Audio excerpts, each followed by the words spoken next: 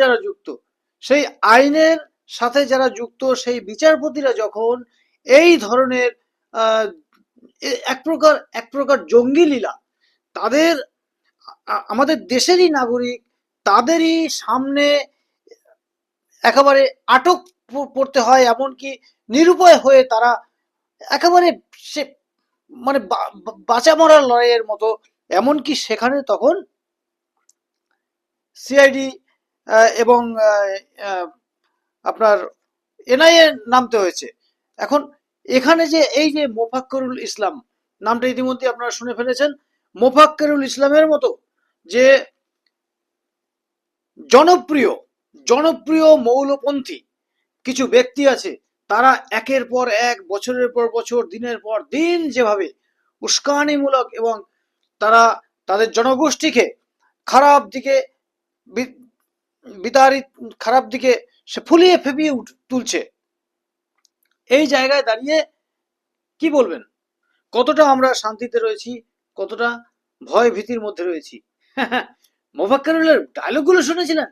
এই এই ডিএম কে আছিস? এসপি ডিএসপি কে আছিস? আরে আরে ইলেকশন কমিশন কি বাড়ির কাজের লোক নাকি? প্রশাসন কি তার কাজের লোক নাকি? এসপি ডিএসপি ডিএম এবং আইবি ইন্টেলিজেন্স ব্যুরো তার কি কাজের লোক? কে তাকে এত পাওয়ার দিয়েছে?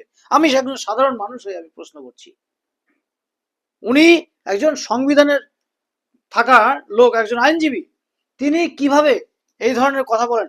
আমি তো মনে করি এটা একটা রাষ্ট্রবিরোধী কার্যকলাপ। একে আমি প্রশাসনের কাছে এবং ভারতবর্ষের সর্বোচ্চ আদালতের কাছে অনুরোধ করছি, একে একদম কড়ায় গন্ডায় বুঝিয়ে দেওয়া উচিত যে এটা ভারতবর্ষ, এটা বাংলাদেশ নয়, এটা পাকিস্তান নয়, এটা ইসলামাবাদ নয়, এটা আফগানিস্তান নয়, এটা ভারতবর্ষ। ভারতবর্ষের মাটিতে থেকে ভারতবর্ষের সমস্ত সুযোগ সুবিধা নিয়ে তোমরা রাষ্ট্রবিরোধী কার্যকলাপ চালাবে? ভাবতে পারছেন? আর আমার দেশের নাগরিক হওয়ার যারা প্রশ্নের মুখে, তাদের জন্য এত দরদ কিসের দরদ?